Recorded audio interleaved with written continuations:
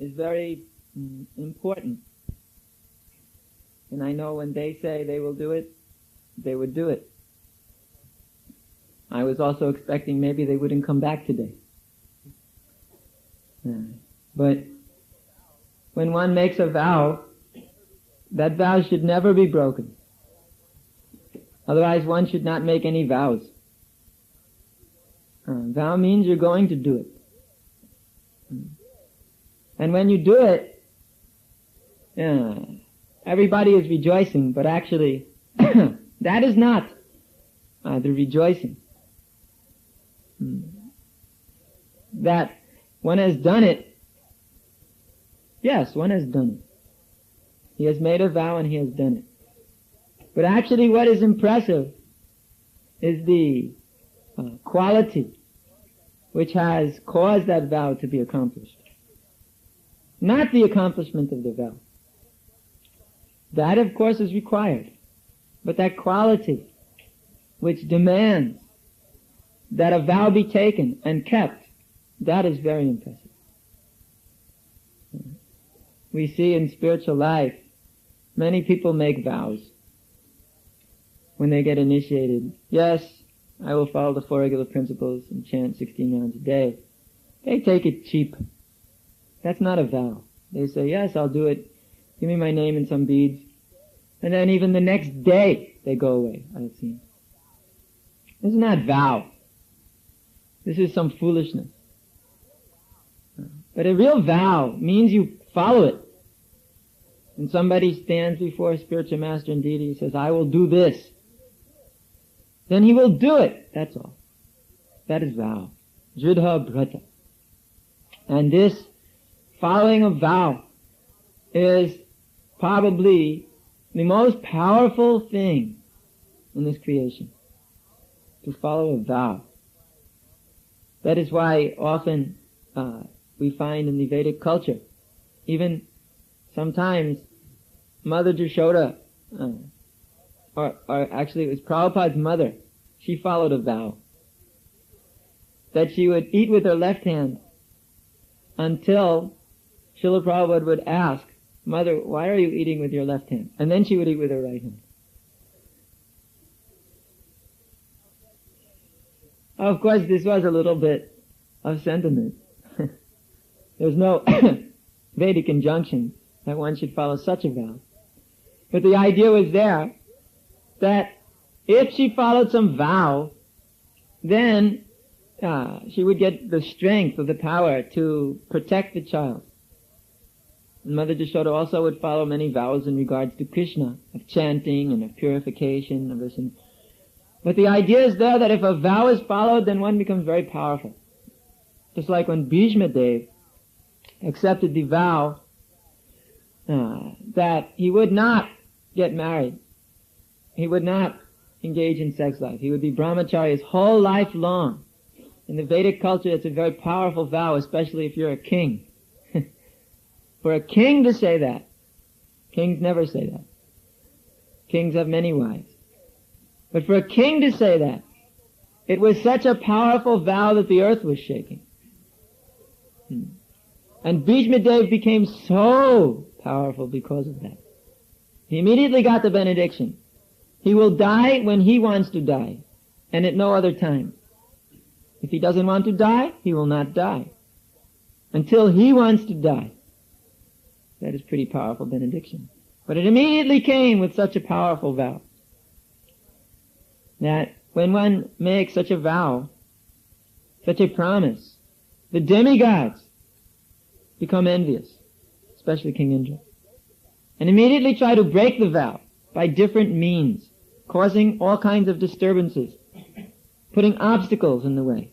Because simply by following these vows, one becomes so powerfully qualified that he can take over the position as King of Heaven without difficulty, if one wants to be King of Heaven. Of course, devotee doesn't want to be King of Heaven. But King Indra, knowing the natures in this material world, doesn't trust that. So he wants to make sure. But the vow, when it is followed, is so powerful. Especially this vow. We are going to distribute 10,000 records, our group. That means half of what everybody else did. 4 or 5 men vowed, we're going to do that. That is a very big vow. And they did it. It is very powerful. That means real, actual Krishna conscious determination. I am going to do this for Krishna. That is very important. Very important. We have so many things which we must do for Krishna. But there are so many obstacles. When we take a vow, I'm going to do this, regardless of the obstacles. And that vow is very powerful, especially as we carry it out. And that means there'll be many obstacles. Maya will place many obstacles. But we have to be able to plow through the obstacles with single-minded determination. Single-minded determination. Ekeha Kurunandan. Vayavasayatmika buddhi. Keha Kurunandan. The determination of one who is fixed up in concentration on the Supreme Personality of Godhead. Is single-minded. So we speak of single-minded devotion. Devotion which is fully concentrated on a single point. That is Krishna. It is stated that one should always remember Krishna and never forget him. Vishmartavya Smartavya satata Vishnur Vishmartavya najatusit. One should always think of Krishna and never forget him. This is a single-minded devotion. And if one vows a certain thing for Krishna, then he can never forget Krishna. Because he's always working to fulfill that vow, and he's always thinking of Krishna to protect him, to give him the strength to fulfill that vow, to please him. You cannot go anywhere else but to Krishna for this. It is strange in a way, but it is understandable. It's like the small child knows nobody else but the father for protection. And if the father hits him for being a fool, the child will immediately start crying, but then clutch the father's leg for protection. We've seen it. So the devotee has no other protection than Krishna. So although he vows to do something to please Krishna, he has no choice but to ask Krishna to help him fulfill the vow for Krishna's pleasure. So this is a very difficult thing to understand on one platform. But when one is vowing to please Krishna, only Krishna can help him fulfill that vow. He pleads to spiritual master to help him, give him the strength, so that he may actually do that to please spiritual master. This single-minded devotion gives one very great determination. Very great determination. But if one's mind is off in different directions, bhogaishwarya pasaktanam taya prahita chetasam vyavasayatmika buddhi samadhao na vidiyate. Those who are too much attached to the enjoyment of the senses, bhogaishwarya. Bhogaishwarya means the opulent sense enjoyment, where actually it means sense gratification, grand sense gratification. One who's attached to this, not just simply sense gratification which is for the maintenance of this body. There has to be a certain amount of gratification of the tongue when we eat to support this body. A certain amount of other gratifications are required. But when it is bhogaishwarya, too much, not required, is too much, too grand. This is the cause of all destruction. Because the mind, being all kinds of divided, many branched intelligence, one never attains the peace or determination or happiness that one actually desires when he tries to attain it by sense gratification. He never attains it. Therefore it's also stated that those who don't follow the injunctions in the Shastra, they never attain happiness, nor peace, nor the supreme destination. If they don't follow the Vedic injunctions. Because that is another vow, to follow the Vedic injunctions. And then by that vow, one will get a direction in his life. And if he follows that direction, then he will gain so much strength and go back to Godhead, although slowly, when following those Vedic principles. But if one is very much determined to go back to Godhead quickly, within this lifetime, then he takes the vow of the Sankirtan Yajna. It is stated that those who are intelligent, they take shelter of this Sankirtan Yajna. Jagyai Sankirtana Prayaya Yajanti hi Sumedasha. Those who actually have intelligence, they will worship Lord Chaitanya by the performance of the Sankirtan Yajna. Sankirtan Yajna. Sankirtan means together we are praising Krishna. Kirtan means when one is chanting and glorifying Krishna. And Sankirtan means when one is doing it with others and for many, many. Not just for oneself or for one limited group, but for the whole world. For the whole world. It's a yajna. Yajna means a sacrifice, which means some kind of vow. It's like the sages of Naimisharanya. They took a vow that they were going to stay there and hear the chanting of the glories of the Supreme Personality of Godhead. The only kind of sacrifice, the only kind of vow that means anything is a vow in relationship to Sankirtan. All these other vows, they will not be kept, because one will not get the strength to make such a vow. But if he's on Sankirtan, then he makes a vow for preaching. That preaching vow is very powerful, and he will be able to keep it. He tries. Preaching vow. Those who can, those who are the most able, they are out preaching by the most important method.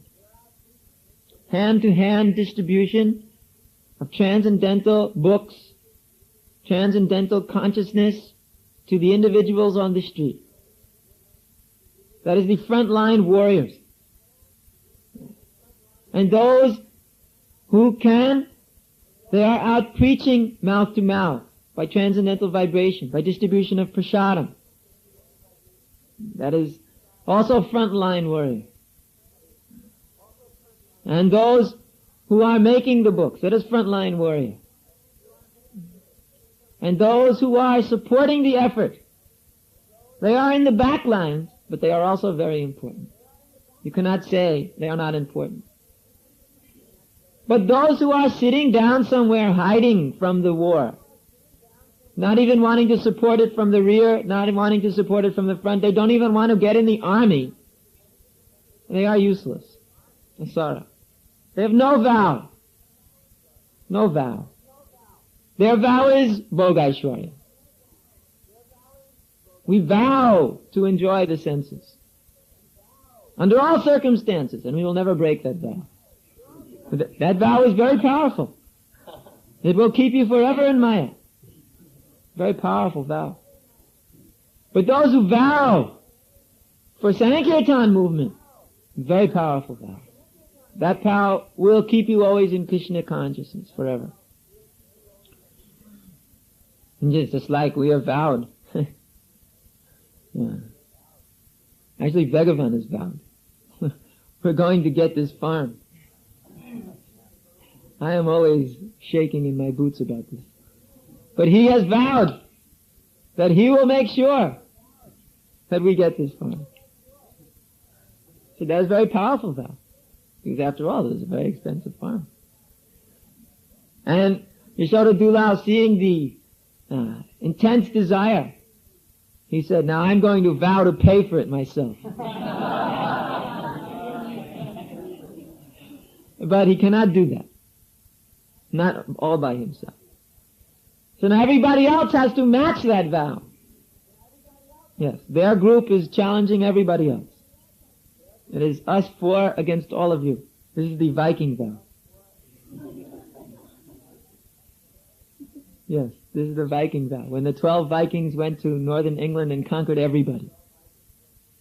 No, it's very powerful, the Viking vows.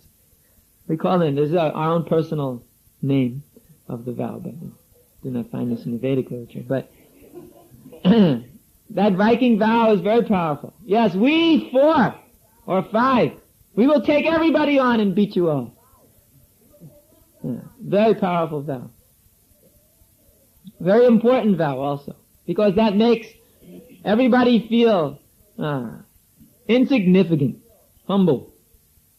Yeah, all 20 of you cannot match 4. So you should not be puffed up. You should know your position. Not very powerful. But those who are very powerful, they should know their power comes from their vow only. Not that they should think, oh, we're very powerful, we're very strong. And then sit back in their chair and wait for everybody to fan them with the chamra. And immediately they become useless. No, they have to maintain that vow. Yes, there's a certain amount of pride there. It's like the Kshatriya. He has that pride. Because he identifies with that position. That is healthy. That is healthy.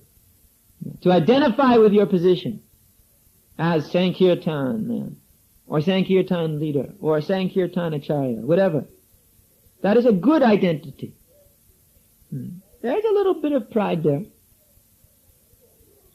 One might say that's a material contamination, but I don't think so. That's a requirement. Otherwise, then one starts thinking humble, humble, humble. Then he starts thinking, yes, I can also sweep the floor in the temple. That is a humble service. That is good enough. After all, I'm humble servant. No, one should have that pride. Now, I am on Sankirtan and I have vowed to defeat everybody else, personally. And he should do it.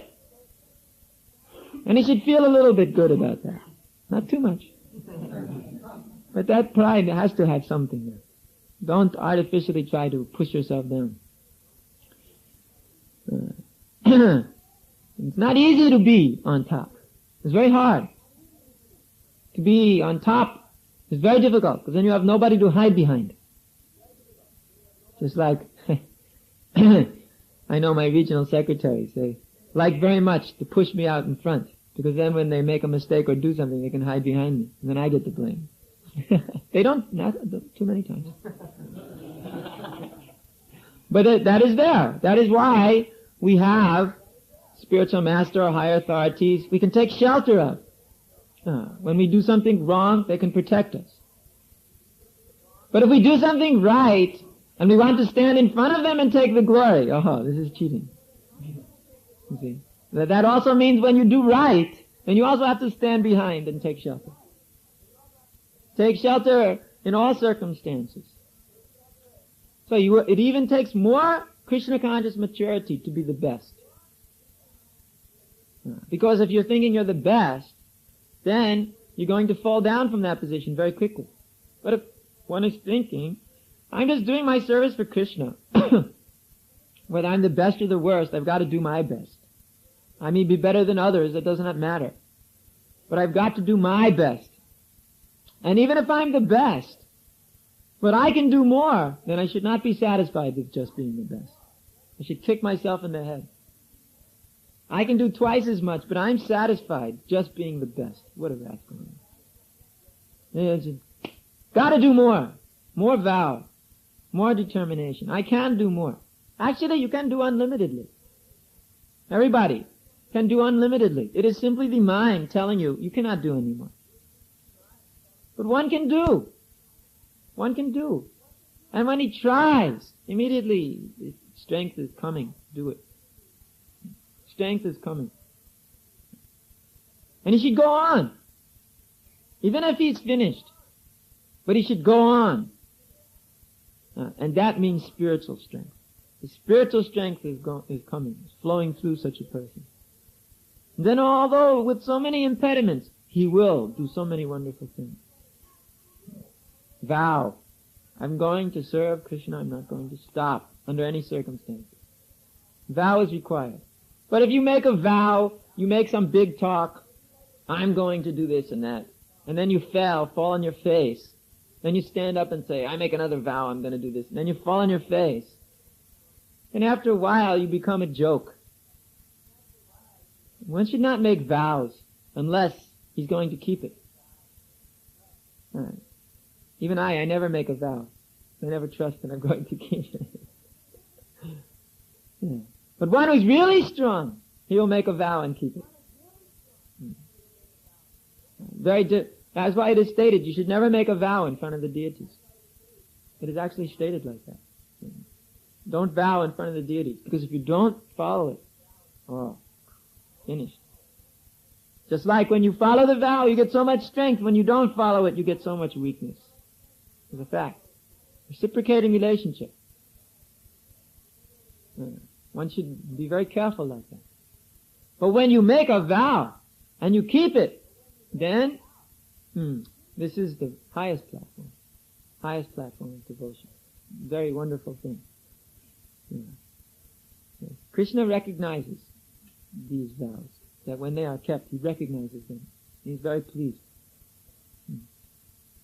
And actually one can say that, because when he's been recognized by Krishna, then he no longer has any attachment to results.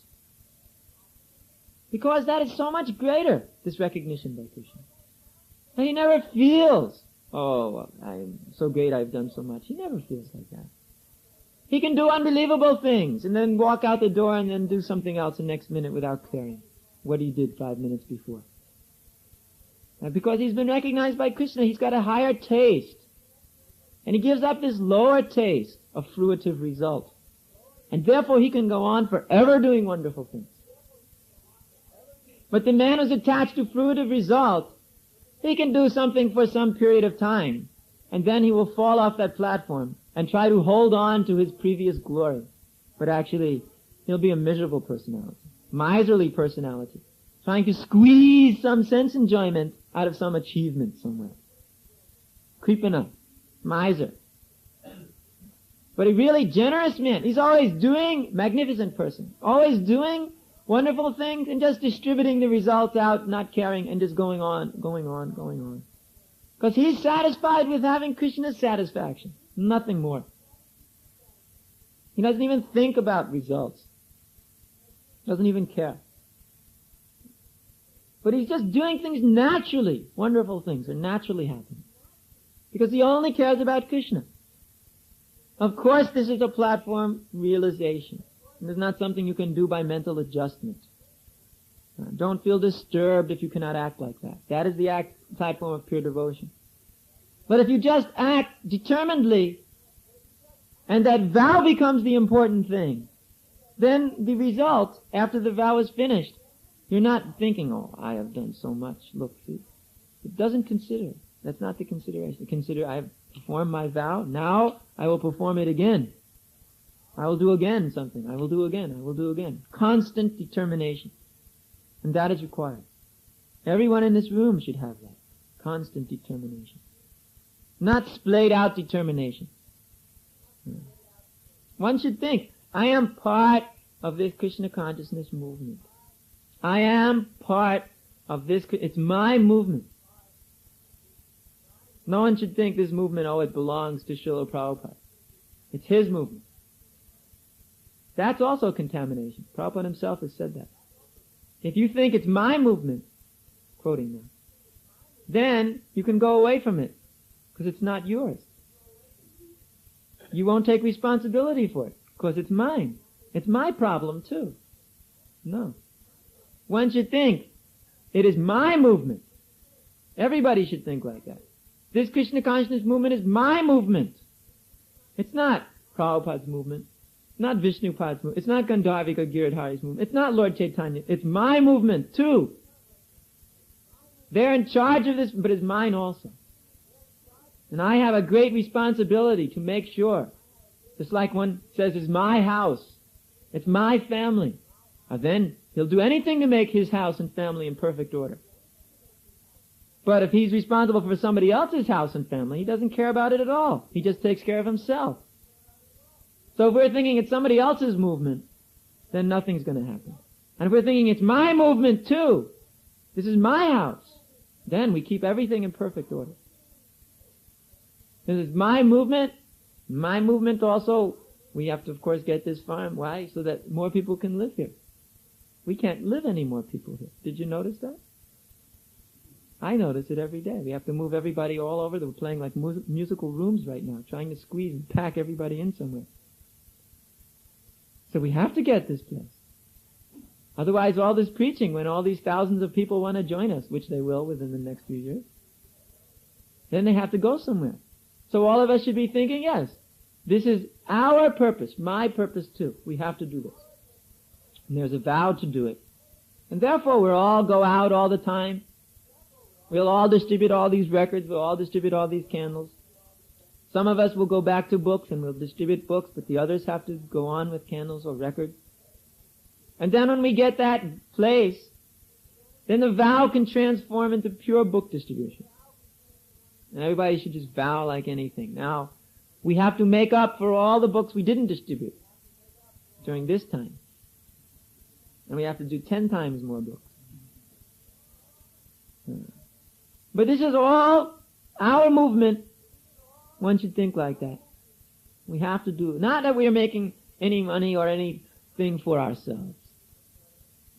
How can you think like that if you're out there working hard?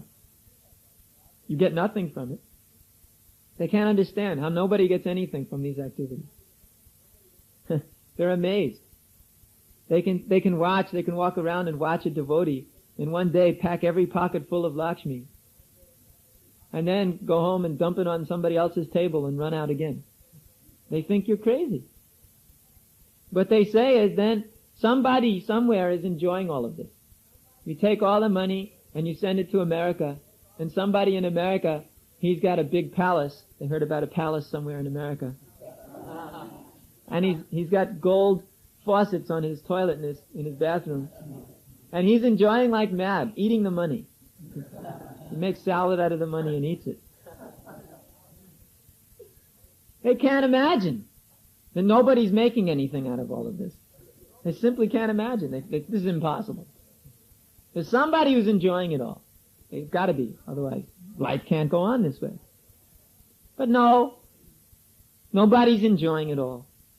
Nobody's enjoying anything anyway, anywhere. These fools, they think somebody else is enjoying. They know I'm not enjoying. But there's somebody somewhere who's getting all the money. He's enjoying. Nobody's really enjoying. But anyway, nobody's getting all of these things except Krishna. Actually, this is a very good point to understand. This why we are making such vow. Don't forget, if you know why, then you never stop with your determination.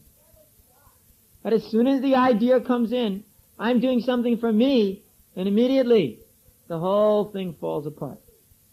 And if we're thinking I'm doing it for Krishna consciousness movement, it can go on and expand unlimitedly. And no one can understand how it will expand unlimitedly. But if one is doing it for himself, then it will not expand. His department will always degrade. So therefore we have to come to this platform of pure devotion. Hanya bhilashita shunyam. No other desire than the desire to please the Supreme Personality of Godhead and His representative. And we should want to do it just by spreading Krishna consciousness and preaching. Nata tasmad manusheshu kaschid priyakritama. He who distributes the Krishna consciousness to other living entities is considered by Krishna himself to be the topmost of all personalities. And don't forget that.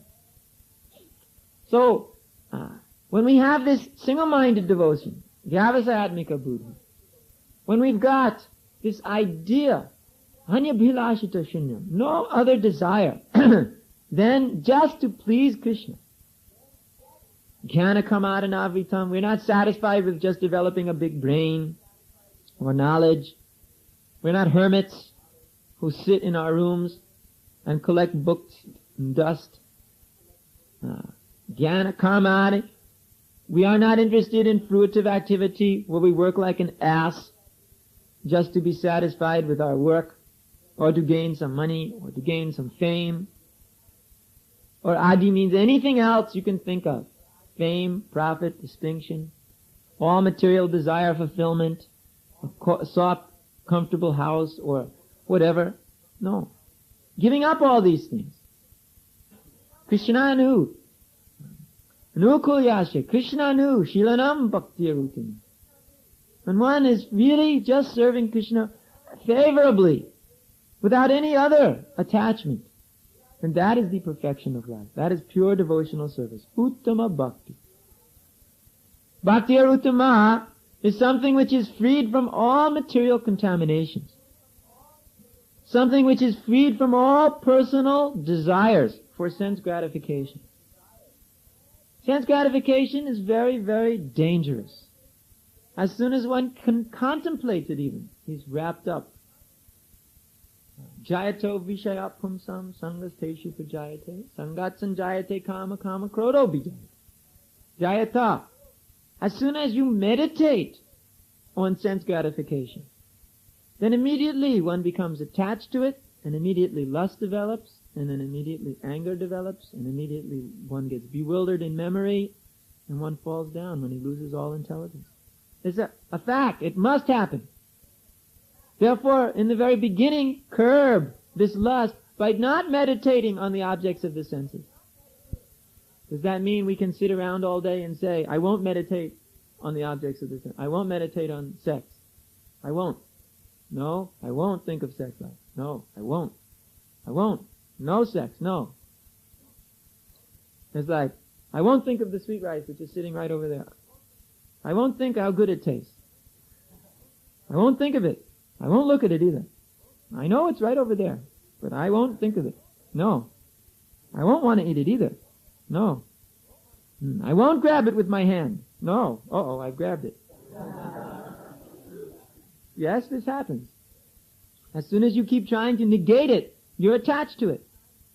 Just like these Mayavadi philosophers, their philosophy is neti, neti, neti. Not this, not this, not this. I don't want this, I don't want this, I don't want this. I am not this, I am not this, I am not this. But all the time they're thinking of these things which they're negating. And their consciousness is fully material, therefore. They're thinking of everything in the material world and negating it gradually. That means they're only thinking of the material world. If you're just simply thinking of that which you are negating, what is the use? You haven't negated anything. So, therefore, devotee doesn't waste his time with his neti business, wasting his energy, struggling to avoid sense gratification. He engages himself positively in devotional service, fulfilling some mission. When he has that burning desire to fulfill the mission in his heart, then immediately he gives up sense gratification. Immediately he rejects sense desires. Immediately he will no longer meditate on these objects. He will meditate only on his mission and only on the Supreme Personality of Godhead to fulfill that mission. Jayato vishaya means sense objects. Sense objects. Vishaya, for one's own sense enjoyment. One has to avoid meditating on these things. But not by the neti method, but by the method of transcendental distribution of Krishna consciousness, transcendental engagement in Krishna consciousness movement. And then, with that desire, with that vow to fulfill the mission that has been given to us by Srila Prabhupada, then we will be able to overcome all disturbing conditions of Maya, of our senses, of all miserable conditions in this world. Yes, it is a fact.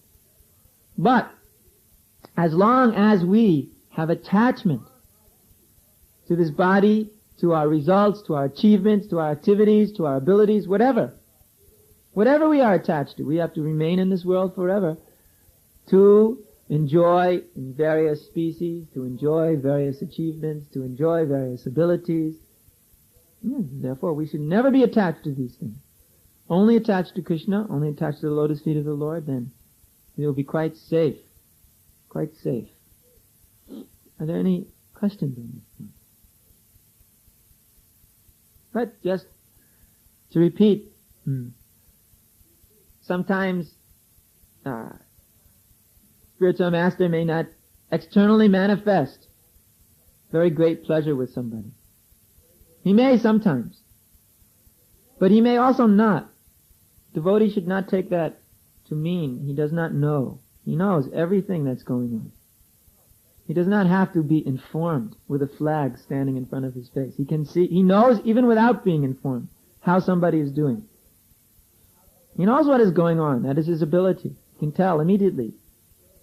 But he will choose to relate to a certain incident or not, to relate to a certain achievement or not, according to how he wants that person to go on. He may be very pleased somebody has done very well. But he does not want to bring out the band and play up a tune and break out the champagne bottles. Have celebration. What happens when they do something big? They win the soccer match, the football match. They break out the champagne. Everybody gets drunk and they lay on the ground. Immediate degradation. No, we are not like that. We do not have such ideals. We are pushing on, pushing on. Now, what more you can do? Now, what more goal you can reach? It's not like you've come to the top of the Mount Everest and now you're the greatest mountain climber and you stand there waving your flag. No. It is, you're still going up the hill. You haven't achieved anything. You haven't attained anything except the desire to go up the hill some more and more and more and more. Therefore, a spiritual master will sometimes not externally even seem to appreciate something we are doing. You, of course, may have read in various Vyas Puja offerings I've written, Srila Prabhupada never appreciated anything I did externally. Never. No matter what I did, I got the boot in the face. Because he was not satisfied. Always had to be better and better and better and better. Not satisfied. Why should he be satisfied? What is our qualification to satisfy the spiritual master? What have we ever done to satisfy him? We have to keep trying to satisfy. That will satisfy him. What you can do, that is insignificant. You may distribute 10,000 books one week. But then if you don't distribute any books after that, and that 10,000 books will be quickly forgotten. Everybody will forget about it in 3 or 4 weeks. That's the material nature. You forget. It's the constant endeavor that is remembered. The struggle, that is accepted. Not that what you did or one week you did very good then. That is why sometimes this glory business does not come from this quarter. In other places you may get a nice BMW car for your achievement. But we do not act like that. You may get your car taken away from you. This we have learned from Prabhupada, so we are applying it accordingly. Any questions more? Anything?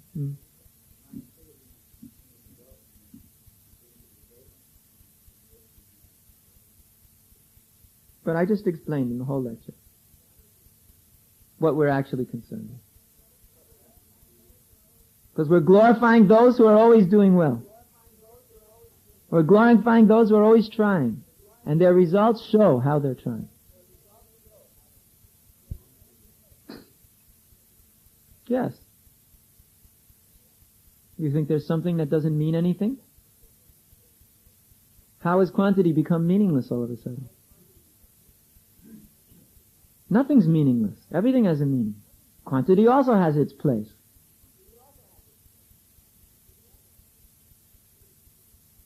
This actually, you sometimes hear the preaching, nothing personal.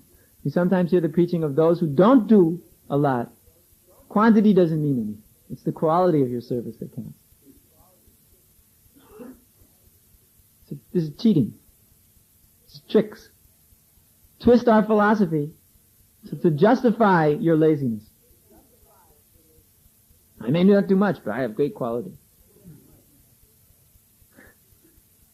No. We're going to keep reading this course. I pay very much attention Prabhupada did.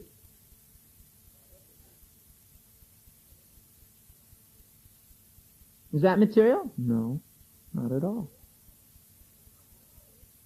And even more when you do that all the time, every time, it just increases the appreciation spiritual master has for you. Consistency. Endeavor and consistency.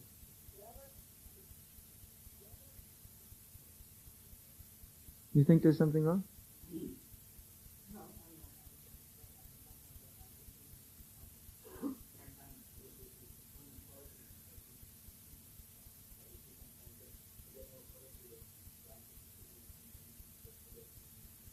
Then you're a rascal. I don't think anybody here is doing that on Sankirtan. We never did that. We don't cheat here. Even when there was big score giving, we always gave the honest numbers. Never cheated. That doesn't happen in this zone. It definitely happens in other zones. Yeah, they go out and last Christmas marathon, 2 Christmas marathons, they went out, collected a pile of money, and then they considered each book cost $4, so they divided the dollars into the books, the $4 into the total of money, and then they took credit for that many books. And then, over the next year, they thought they were going to pass these books out free, but they never did. This is called cheating. When you're thinking results are so important, therefore you've got to be number one on top, then you can walk around and tell everybody I'm the greatest. But this is cheating. This is not what we're talking about. If you were listening to the lecture, you'll understand this is exactly what we were discussing. That is not pleasing. That is not also Krishna consciousness. That is contaminated, fruitive desire manifesting in Krishna conscious activity. Or almost Krishna conscious, trying to be Krishna conscious activity. But we are looking for that person who takes that vow to do it for Krishna. And then achieve something for Krishna. That is very important. Nobody knows what's going on here. Nobody has any idea what goes on in Sweden. Nobody. Not even in Germany do they have any. They only know because I go there and I tell them. Just like when I come up here, I tell everybody about Rohini Sudha. When I go down there, I tell everybody about Yashoda Dulal and Shilokanath and Lochan Das and Chiranjeev. If I didn't mention your name, don't feel disturbed. I'm always glorifying in the other place, you know. Wherever I go, I'm telling everybody about the other guy. But outside, nobody knows what's going on. They have no idea. And we don't care. What do we care? And Prabhupada himself even said that to me once. You know, what do you care what they think? What others think? No, you should not care. The point is whether Prabhupada recognizes, whether Krishna recognizes, that's the point. God brothers will never recognize you. God brothers will always think you're just an ordinary person, you're not as good as they are. They'll always think like that. They'll never recognize you. So what is the use of you work hard to get recognition. Even if you do the most greatest thing in the history of mankind, they'll pat you on the back and then immediately talk about something else and forget about you. That's the nature. Yeah, why we bother? Don't waste your time. Spiritual master recognizes, Krishna recognizes, that is perfection of life. Why bother with these other things? Numbers, scores, results.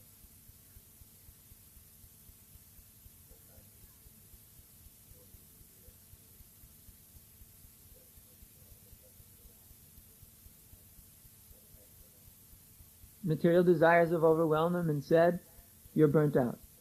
Now go enjoy. Simple, finished. Otherwise, if you're actually burning the body out, which is what the phrase is supposed to mean, then you would pace yourself in such a way that it didn't extinguish. But if you wanted an excuse, then you burn it out real fast. Then you can go recover.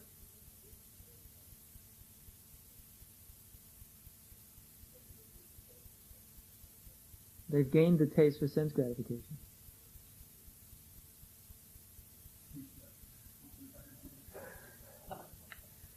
Everybody knows it. That's why you're all giggling.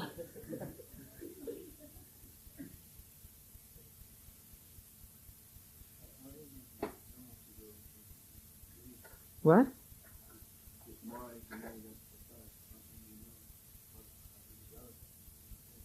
grow with responsibility.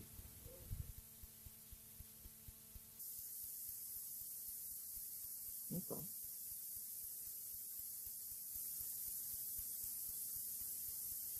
Only that.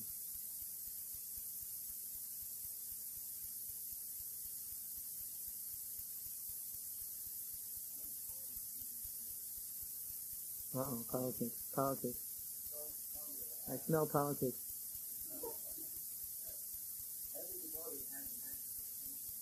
Mm.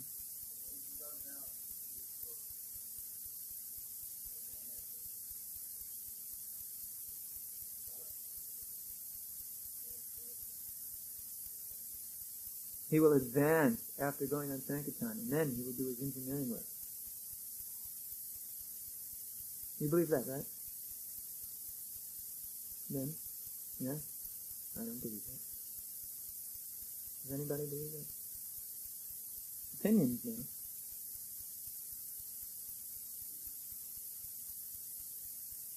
And as long as we're in the realm of opinions, everybody can have their opinion. But as far as Prabhupada said, you should make it your mission for the rest of your life to perform this activity.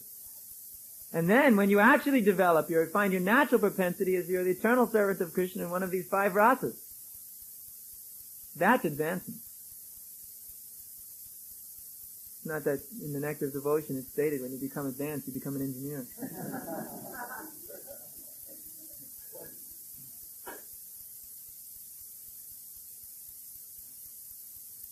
But anyway, this is British politics.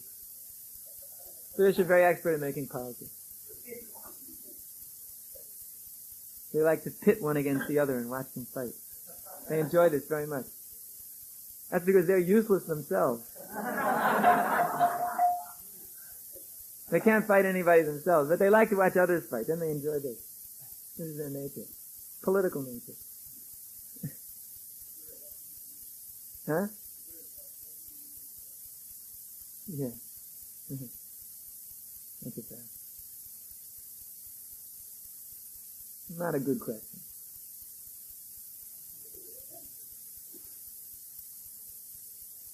Any good questions? Non-political in nature?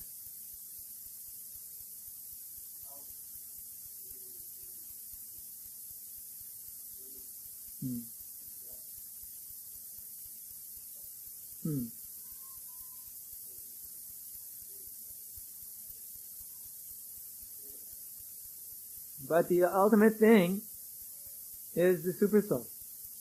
Or in other words, Krishna's desire. You may have all ability. You may make great endeavors. You may even desire for the satisfaction of the Lord. And you may get nowhere. Just like Prabhupada had all ability,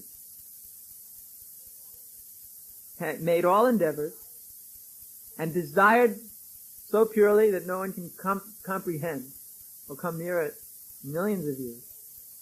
But it took him so long before the result manifested. Why? Obvious answer. Ultimately up to Krishna. And we've seen this in the lives of all great devotees. You look at the Pandavas, their struggle. How many years struggling? How many years?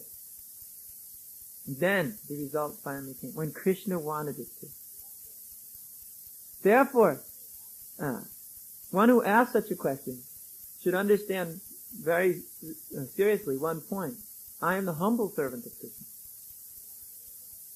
I may have a million qualifications and work like anything, but if result is not there, what can I do? I have to just go on, because it's Krishna who's giving the result.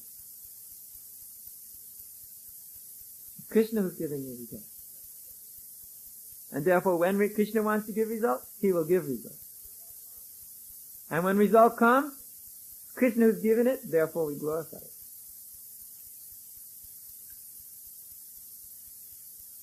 Yeah?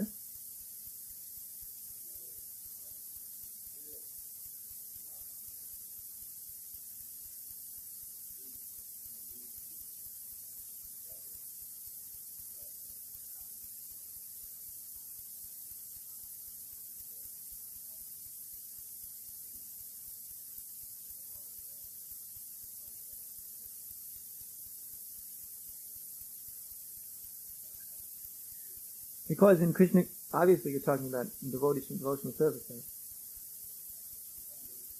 The principle? In the material world, if your endeavor is even controlled, how much you endeavor, or allowed to endeavor, allowed to succeed, that's all controlled. In different ways, by the modes of nature. Prakrite kriyamanani gunakamani sarvas ahankara vimudami. He's not doing it, but he thinks he's doing it because he's a fool. But in the spiritual nature, the endeavor, all of these things, they're not controlled by external agency. But mercy is the overriding factor. It's like the mode of nature is causing one in the material world. The mercy is there, causing one to act in the spiritual realm. When the spiritual master's mercy is there, then all kinds of things can happen. Krishna's mercy. Then one becomes the puppet of Krishna. Then all such things as endeavor, abilities, and all these, they become meaningless. Because one is simply dancing to the will of Krishna.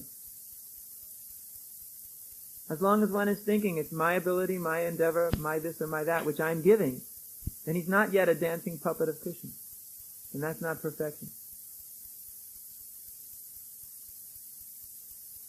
Is that right?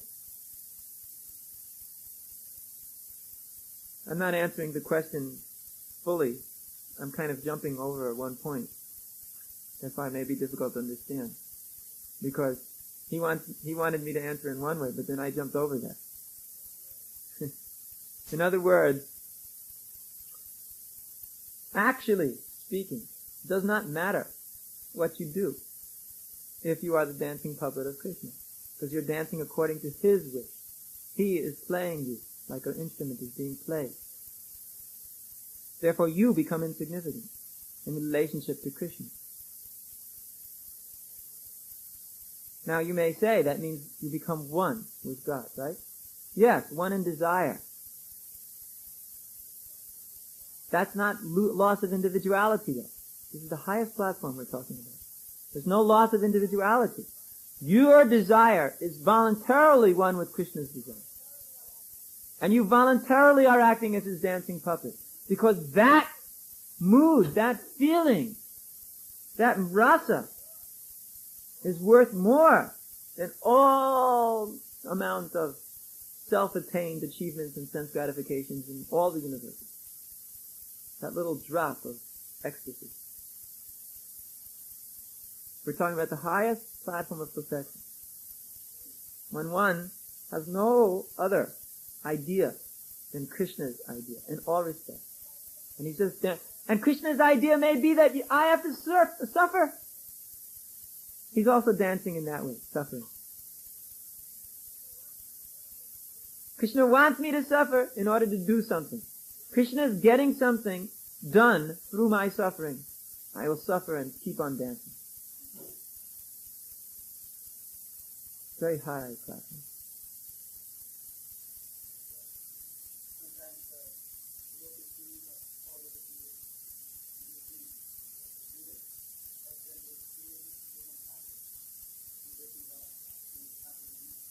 But that is not this platform. That is the mode of ignorance platform. See, now you're talking about the material nature.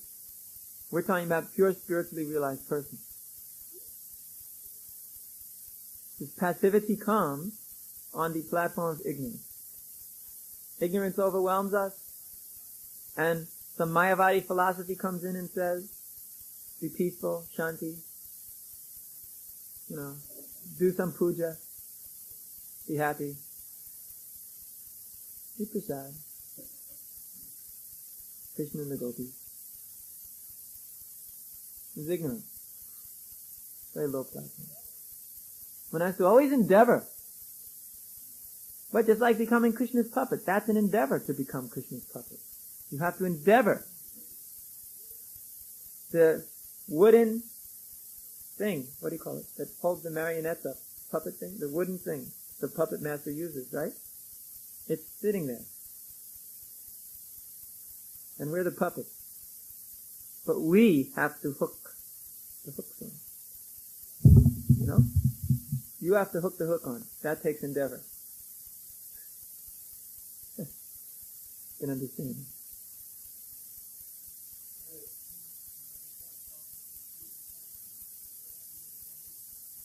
Can you go out on Sankirtan? Can you go out on Sankirtan? Are you asking me if you can go out on Sankirtan? Are you actually asking me that question? Wonderful. Jai Haribol!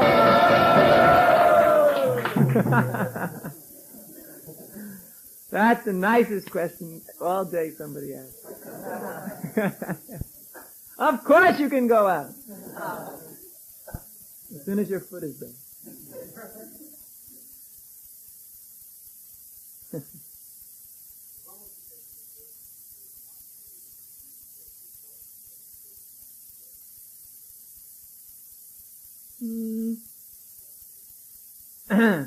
There are different circumstances, definitely. For one who is actually surrendered to the spiritual master, the connection's already made. For one who hasn't done it, but who knows that if he makes the connection, then the realization will come, he should request earnestly.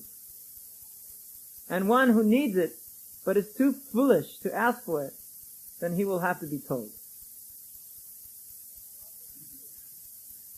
So of the three, the last class is the most useless. The second class is general. And the first class is very special people, who are actually initiated even before they sit down at the fire. That's the best class.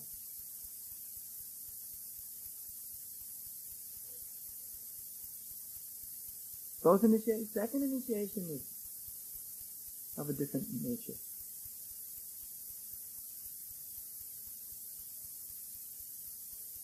About Brahminical initiation?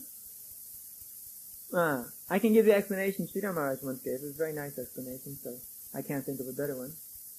So I'll give you that. It's like two circles, concentric circles.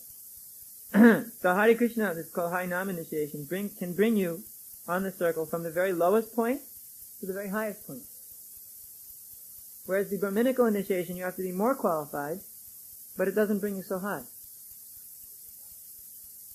Now, it's a help when you're in the way up. It can bring you more quickly to that point. But still, it is the Hare Krishna mantra, which brings you to the lotus feet of Krishna.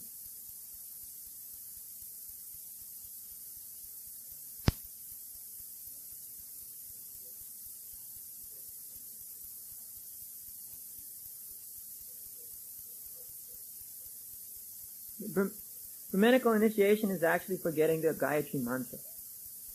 It's a mantra. But then, when you chant the Gayatri, when you are qualified to chant that mantra, you are also qualified to perform puja. So therefore it's called the Pancharatriki initiation, the Vedic. You have to accept this for making more advancement in spiritual life. To become more qualified to do more things, you can make more advancement. Because we have both the Pancharatrika marg and the Bhagavata marg. Bhagavata marg doesn't require the whole thing. They just chant Hare Krishna and go directly back to Godhead. But because Jiva Goswami and Srila Bhaktisiddhanta Saraswati especially demanded of us this Pancharatriki video of worshipping the deity, so we have both.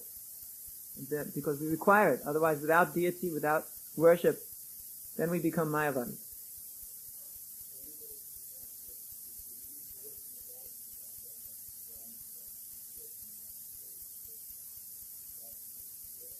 But that's a materialistic conception mixed with a devotional conception. We're not Brahmins, we're not Kshatriyas, we're not...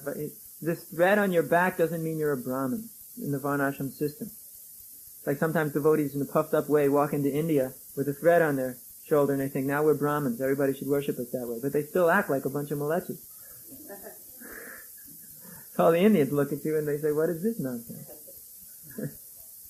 So, it is not that kind of qualification. It's a Vaishnava qualification. You're a Vaishnava. Therefore, you may be having the quality of a Sudra, but still you're transcendental to all these designations. Again, we have to say this. So no one should think in the garden, I'm a lowly Vaishya or Sudra or whatever. It's a ridiculous thing. You're a devotee, you're performing devotional service. And therefore, worshipping the deity is what all devotees do.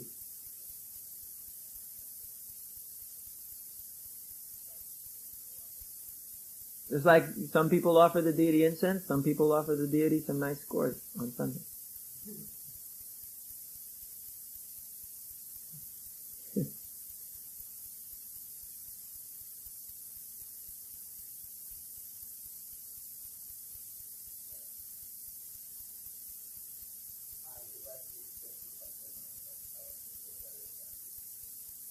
Well, you're not satisfied either, that's why you're asking it. If you're asking the question for his satisfaction, then don't bother. But if you're not satisfied, then you can ask the question. All right.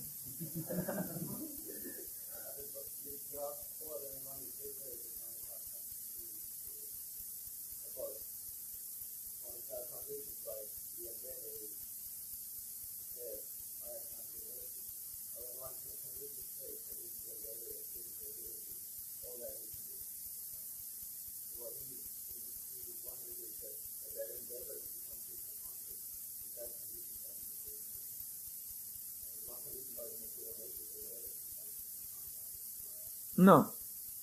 That is pure spiritual desire. There's no conditioning to that whatsoever. It comes directly from the platform of the soul.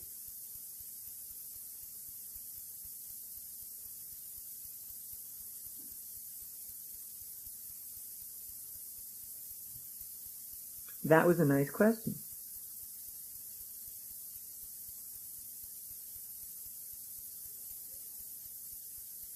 You make me work too hard, I get bored.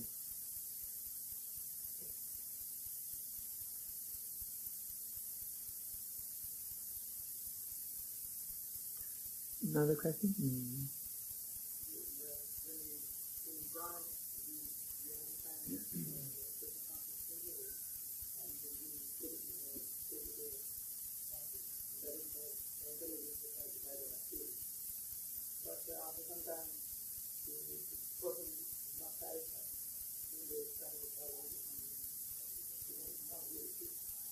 That's because the mode of passion is still there. Mode of passion is an insatiable fire. No matter how much fuel of endeavor you place in it, it will burn it up immediately and demand more. Therefore, one has to come to the mode of goodness, by which he's immediately satisfied with whatever he's doing. That's mode of goodness. Mode of goodness brings satisfaction. Mode of passion brings immediate frustration. Therefore, devotees are requested to come to the platform of goodness. Then they no longer have to be frustrated, because no matter how much endeavor they make, they're still not satisfied.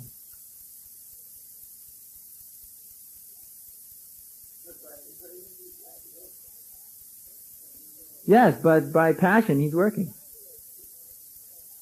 He's trying to work by intelligence, but by passion he's actually working. Therefore he's not satisfied. So one has to purify. Purification, as you call it. Time, maturity, and chanting.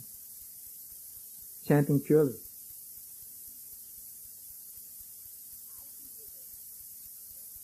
I see the advancement. But till one comes to the platform of goodness, he's not really satisfied. And he gets less satisfied with even littler amounts of contamination. The contamination may be decreasing by leaps and bounds. But because his expectations are increasing even more, the amount of contamination becomes more disturbing even though it's getting less. Because he's expecting so much more.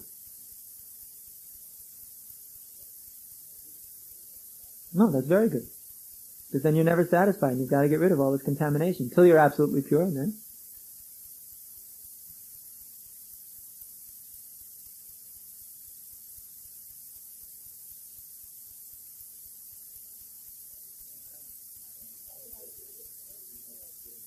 that's why advanced devotee, he says, I'm such a rascal. The neophyte may look at him and say, well, what is this? I'm also a rascal. That means we're equal? Well, no, because the neophyte's a rascal when he's so big. The advanced devotee may just be so little tiny.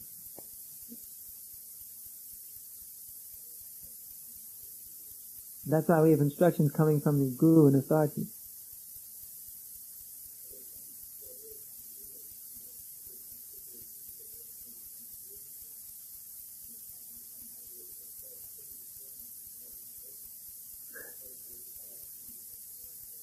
If we're not intelligent to begin with, then we have to go through the school of hard knocks. Yes, the only way. We personally graduated from that school. By getting the knocks. Can't avoid them. Now his question, growing into responsibility, yes, the bumps also grow. And that way you develop the maturity.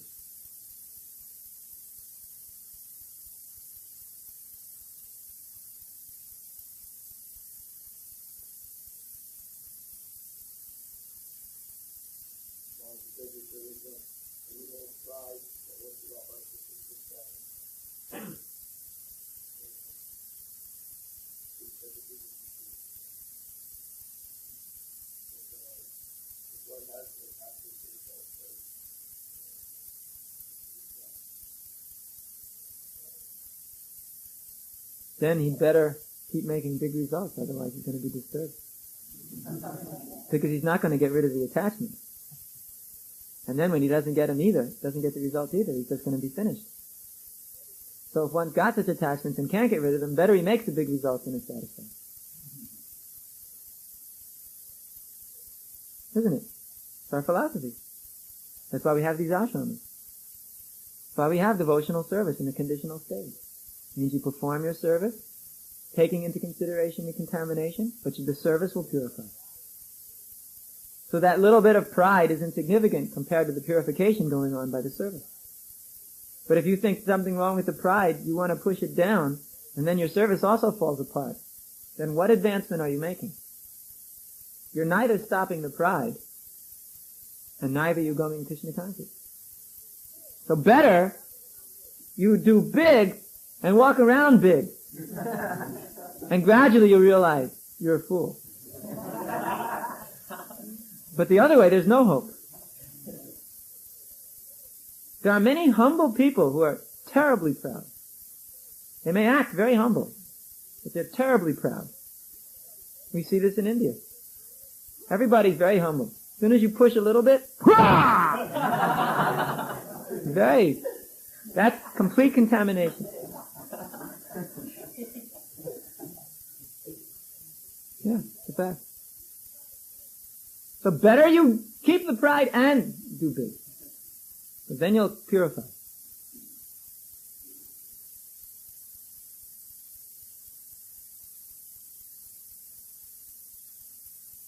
Listen to that answer 10 times. Yeah?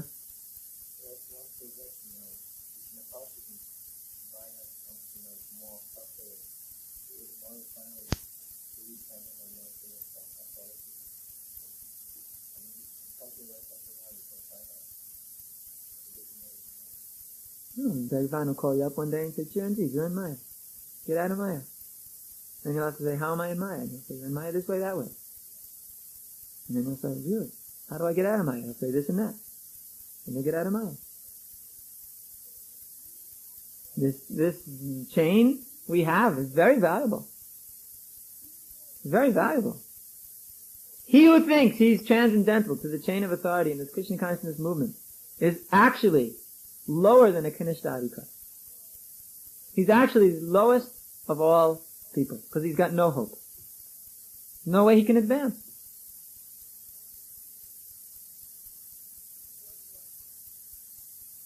And because you are so humble, you've got great hope.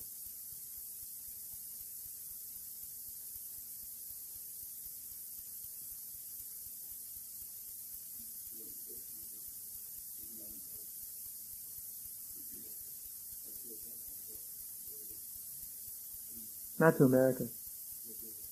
But not, you just said preach Christian consciousness to English-speaking people. Yeah. Wait till you read his biography and you find out why. You'll be astounded what it took him to get here. Huh? Well, no, because it hasn't been published yet. But I don't want to ruin it. After you read that first volume of the biography, you're going to be crying for 2 days.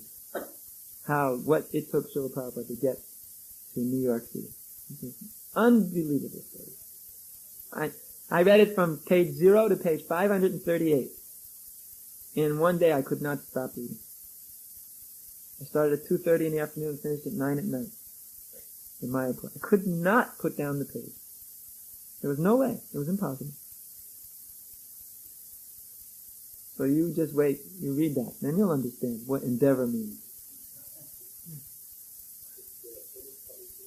It'll be published by December. I heard from Pancharatna. Who heard from me? Aha! So that's the fact. In December. Nice Christmas present for all of us.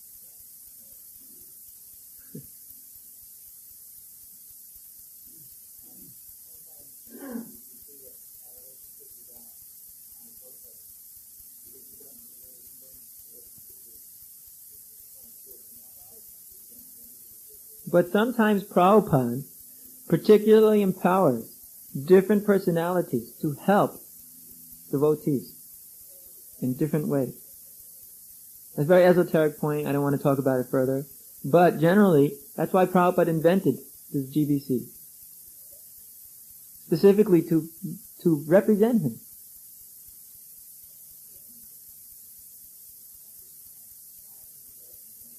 Attachment to Prabhupada. Well, why not?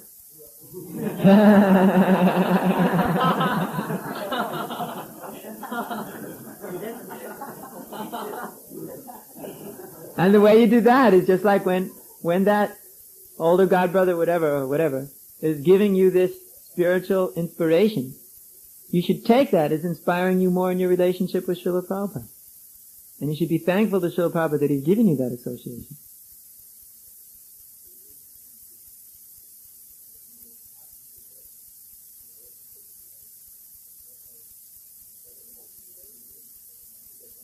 To see them in relationship to Srila Prabhupada.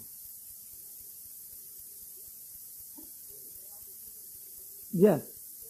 You may also see them to the degree to which they're rejecting Srila Prabhupada. And that will also help you by not doing the same thing.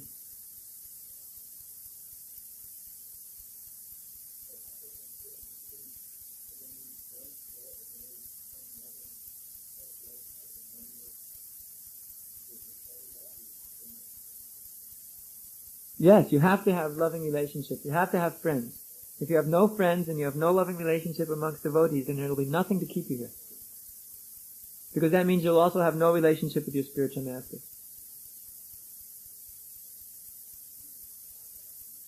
Because you can see Prabhupada acting through your godbrothers. You should appreciate what they're doing. You should appreciate how they're gaining the mercy of Srila Prabhupada. You should appreciate. You should respect. You should serve them. Yes. Sure. Service attitude. To serve all devotees. Very important. You serve them, hear them, help them.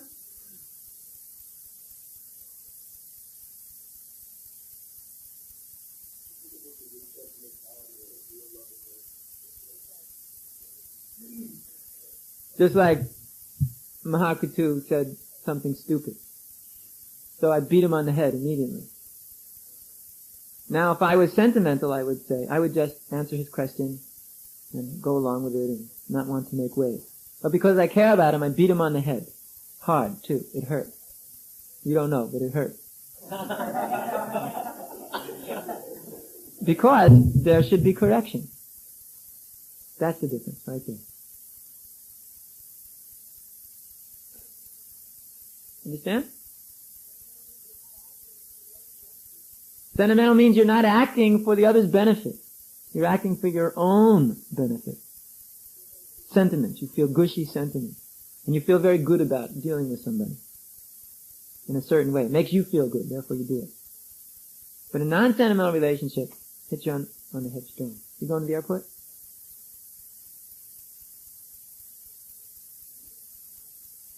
Car gets filled up.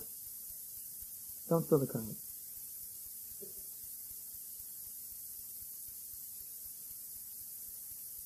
Yeah? Yes. Mm-hmm.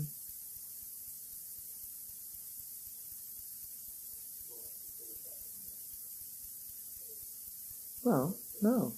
It's not cold philosophy. It's warm, loving relationship. But it may manifest as a knife. It's a fact. Like you have a growth or something. No, not a boy. A growth. You may have some growth. You can, because you don't want to hurt, you can take a club and you can beat it with a flat edge. That'll make it work. Or you can take a sharp knife, it's very dangerous looking, and you can cut it quick. But then it gets better, it heals. So therefore, what is better for that person? If you really care for somebody, you take the knife and do it right. Not sentimental about, oh, I don't want to hurt you and this and that. You take the knife and do it right. Then you forget it. Okay. See? Sentiment means you take the club and you beat it. Then it gets worse and worse and it's all trouble. And real love is to take the knife.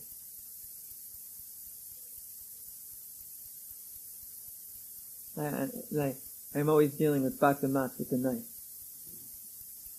But Ajit thought I should use the flower pot method. But I say use the knife. Because I know better. That's why I'm sitting here.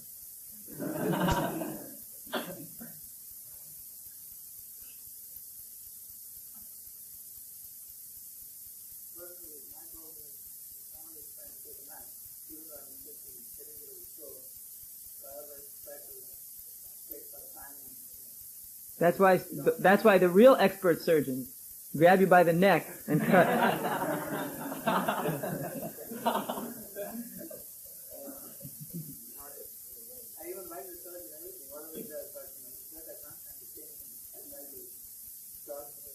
So it goes. No one ever said the cut will be painless. Cut's painful, it hurts. But, so what? That's the way it is.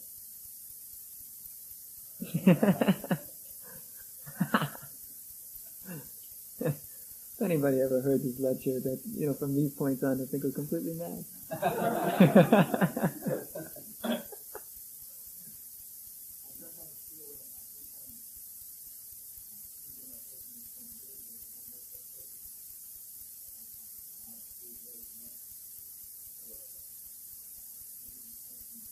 So then, at that point, you can either be envious,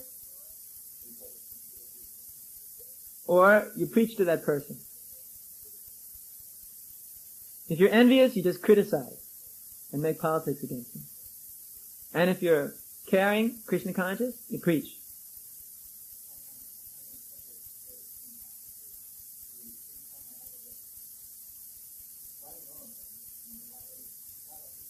Now, I come here every now and then and smash that on the head.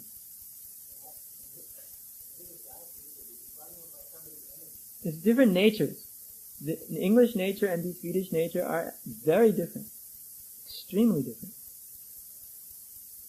The American nature can somehow learn how to deal with it. The English nature is intolerant. It is.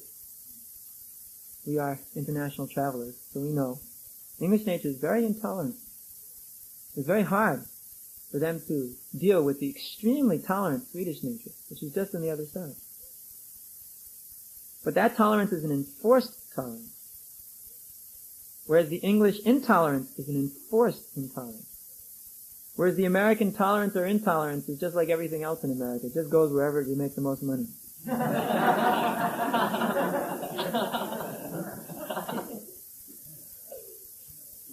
So therefore, I have seen the English intolerance and the Swedish tolerance, both of it enforced with great conviction, go like that. Therefore, you have to realize that and not do that. They're also learning.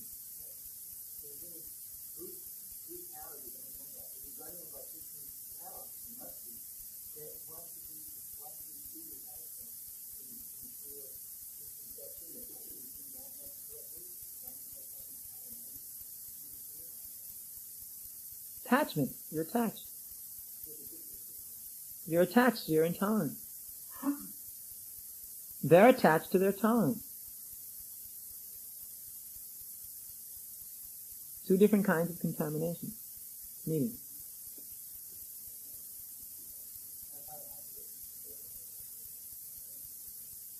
You may find it hard to get things together, but we're doing a lot more than practically so many other places who are got things together materially.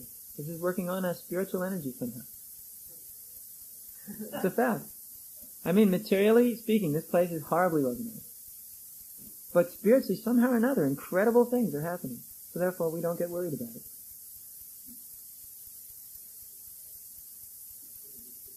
My nature is everything has to be perfect before I'm satisfied.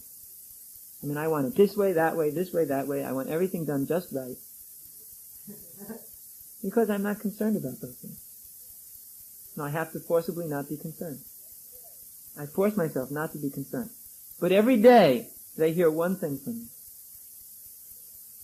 You all may have noticed. Every day you hear one more of my complaints. Not that 20 complaints come out all at once. Like that lecture I gave about the kirtan. Well, every day you hear one complaint. Like yesterday I complained and I said, don't leave Prabhupada's garland on the Vyasasan. It is not a garland holding post. Seems ridiculous. If you're going to put it on the Vyasasan, why don't you put it on him? Leave it somewhere else hanging. That was my complaint of yesterday. And the day before yesterday, I don't remember my complaint. But every day I have a complaint. This way gradually they learn. You see? But if you just come out with all your complaints, blah, and nobody's going to listen. There's too many complaints. Not enough tolerance. If every day one complaint is corrected, then you make a lot of advancement and success in the overall system.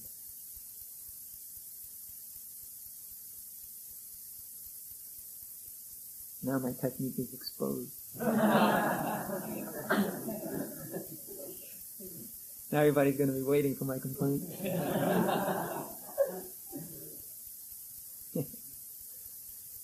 All right, how do you do?